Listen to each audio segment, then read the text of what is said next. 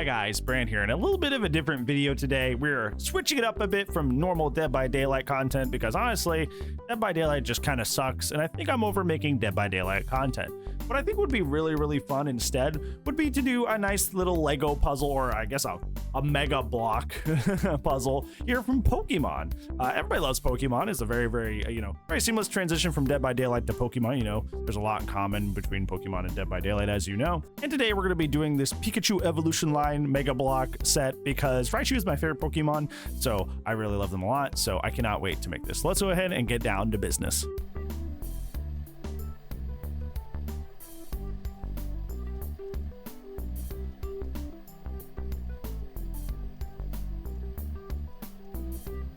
Alright, so that is the Pikachu Evolution set. I put a little bit of my own flourishes on it, some positioning and stuff that I didn't like so much on this. I kind of put them on each of their own elevation. I also put Pikachu up at the top of the little weather vane thing here. I think it looks way better that way. Now, overall, I think it's just like, I don't know. Pokemon's always been something that's been really important to me ever since I was a little kid. And hey, I worked so hard on that. Why did you do that? Quite frankly, kid, it was just plain too much fun. More fun for you to destroy all the hard work that I'd already put in? What, how is that fun for you? Wait a minute. Don't I recognize you? No. You must have me confused with somebody else. Take off that coat.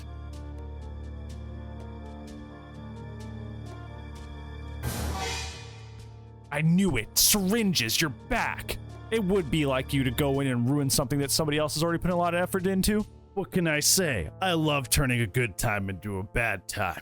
When will your reign of terror end? First Dead by Daylight and now Pokemon Lego sets? Where will you stop? Oh, that's the fun part, Bran. My reign of terror will never end. Ever. Oh, syringes. It's been the latest descent amongst DBD social media, that thing we gotta fight about every once in a while. And this is spread through YouTube, it's spread through Twitter, it's kind of spread through everywhere. Even big DBD players like Ryoxib and Hens are weighing in on the existence and the strength of syringes, citing them as way too strong and needing definite adjustments. Of course, with any DBD controversy, I have my own thoughts and feelings and takes about the situation. And well, this channel is kind of just my own personal DBD diary for my thoughts and feelings about maps, perks, items, etc. So, well, you know, we're gonna make a video about it. So let's go ahead and give it a whirl. Oh, syringes. Man, where do we even start with syringes? Because detailing the annoyance of syringes is kind of a multi-layered thing, honestly, because it affects all killers differently. Firstly, before we get too far ahead, let's go ahead and talk about what a syringe is. A syringe is a medkit add-on for survivors that if you bring it, you can hit the secondary action button, and when you do this, this will delete your medkit. Your medkit will be gone for the rest of the trial, but over the course of 16 seconds, give or take, based on what healing perks you are running, you will heal a full health state right there, just cuz. It's really strong.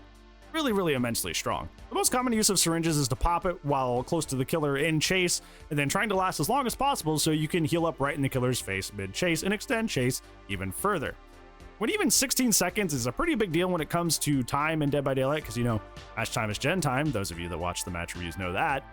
Having 16 seconds gone and then just suddenly having a whole health state hit and then having to extend the chase even further, that's extremely detrimental and can snowball an entire match against you. Problem, like I mentioned earlier, this affects different killers disproportionately.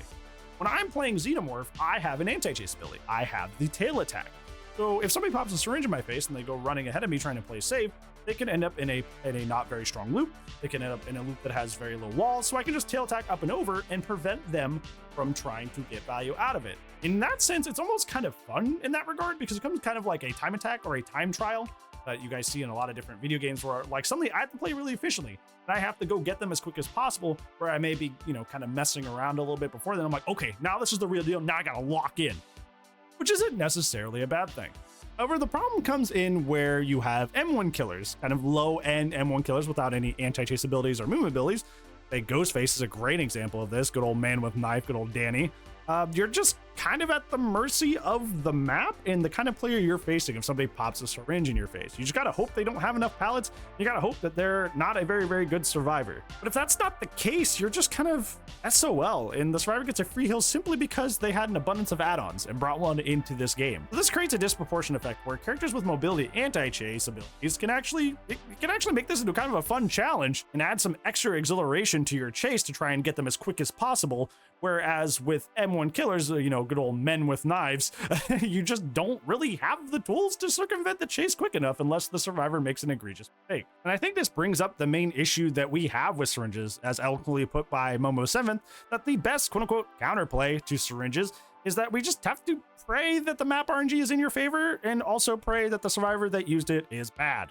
Even a medium level survivor player with just general awareness of looping and macro awareness can get value out of syringes in chase. Anything in DBD where the survivor or killer where the counterplay is just hope the other player is bad just kind of like naturally feels terrible and unhealthy for the game, because that is just completely RNG the person that you get. We're supposed to be kind of like having a general idea of the kind of player we're facing because of MMR, but as you guys have plenty seen, MMR is very inconsistent, if anything. And I also think, like also Momo said this, that a lot of players in DBD just really aren't at that level, because you see a lot of people out there in DBD Twitter and DBD YouTube saying that, well, syringes aren't that bad, syringes aren't that crazy, but quite frankly, like we talked about in our own video, we talked about how survivors just kind of generally lack a lot of the general fundamentals of playing survivor. This is true for killer too, by the way. A lot of killers kind of aren't at that level. We talk about that on patch reviews all the time, that like you really don't know what you're doing until almost 1,000 hours, which is kind of crazy to say, but like mid-level is kind of hard to reach in Dead by Daylight. For better or worse, people stay bad for a really, really long time.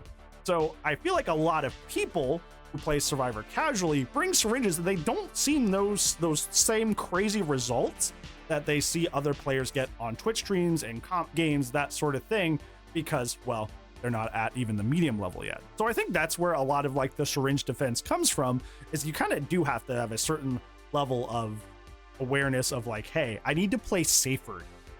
I need to play okay to try and not have this bad thing happen to me, that being that I don't get value out of this add-on. But the LDR is that they're just not at that level that they're seeing those results. So they have a different view of the add-on than like anybody even at the medium level can see. Secondly, and this is my main issue with why I am not a tremendous fan of syringes, is just that syringes can be used also just outside of chase, just whenever. And this allows survivors to progress the game and heal at the exact same time.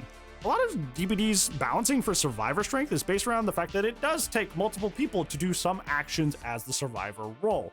And if the killer can force those situations, it buys time for them to chase more or pressure gens. And the most troublesome example here is healing, because unless the survivor brings a medkit or a perk like inner strength or self-care, survivors need to find another teammate in order to heal. This adds pressure in the killer's favor because the survivor not only needs to waste time going to find another survivor, they need to waste time actually performing the heal, and they gotta waste time running back to a gen and hope they don't get found and chased at any point between all of that. This is an incredible help to the killer, and I'm sure those of you that played during the old circle of healing that used to allow you to self-care yourself, you saw how dangerous it is to have an ability to just not go find another survivor to heal. It was super strong and nearly broke the game because it was like there was just like a pile of infinite medkits just over in a corner, and that allowed the 3 other survivors to just sit on gens uncontested. And even though Circle of Healing itself was not a gen perk, it accidentally leaned into gen efficiency, because one of the things that wastes time is the heal. Syringes kind of have, frankly, a similar issue, because it allows you to pop a syringe and heal somebody else. You pop a syringe, send on a generator.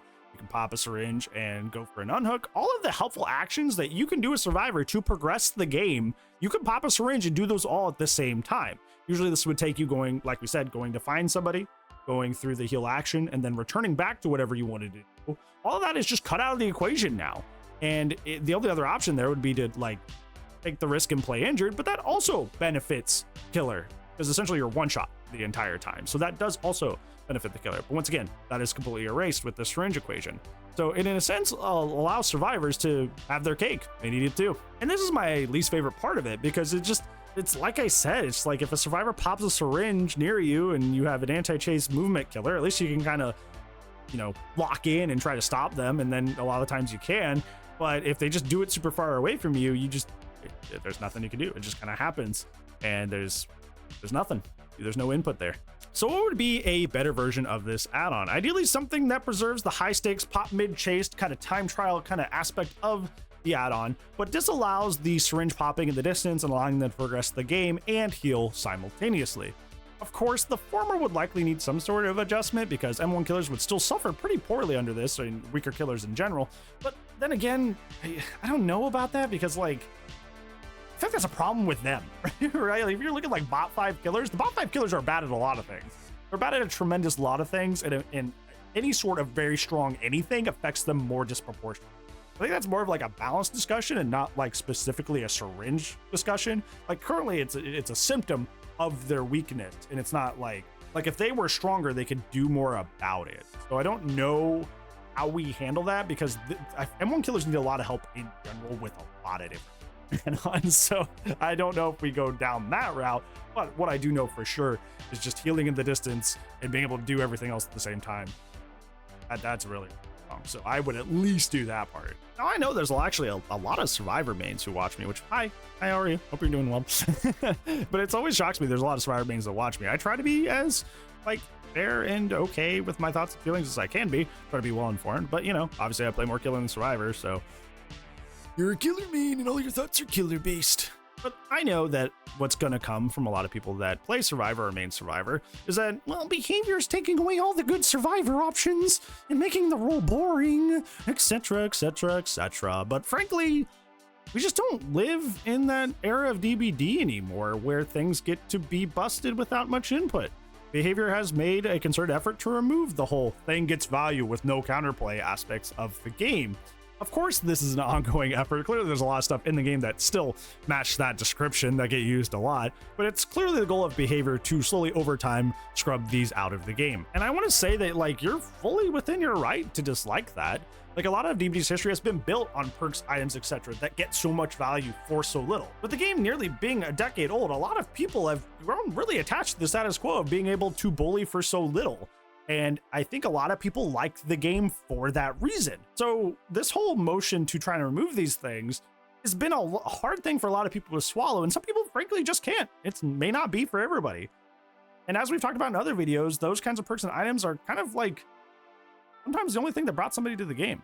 But if we're strictly speaking from like an objective standpoint, its effect of like Syringe's effects are so immense for so little. So that's why people wanted adjusted, regardless of your own personal feelings about how you feel about it. And it follows the design philosophy that behavior has of wanting to remove these things. I mean, imagine, even on the killer side, we had stuff like old Call of Brine, which you dry kicked a gen and you just deleted it just for kicking a gen once with no pop, no pain res, no anything.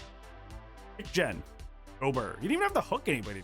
At least a lot of modern require input. Call of Brine, overcharge, all that old stuff didn't require input. You just kicked it.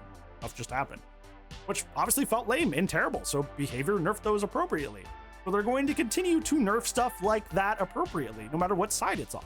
Yeah, what do you guys think? The DBD syringe controversy really did catch on. It is all the rage on DBD social media, so I'm sure you guys have seen something, informed your own opinion and take that you want to share down in the comments below, which you're totally allowed to do. I love hearing people's subjective opinions. Just keep in mind that you got to keep it not nasty and not mean or disrespectful, because we don't tolerate that stuff here. Life can already be fairly challenging and difficult, so we don't need like mean people on the internet making it work. Okay? Otherwise, thank you so much for watching today's video, friends. Hopefully I made your day a little bit better today. If I did not, I get another chance to do so in the next video. But if I don't see you in the next video, I will see you when I see you. Bye. Like, unironically though, this thing down here, the Mega Blocks evolution set, real review time. This thing is quite literally the most fragile thing I have ever touched in my entire life. This thing is so brittle, you touch it and everything breaks. This Pichu fell apart like 18 times while I was doing this bit. Fuck that Pichu. Not literally.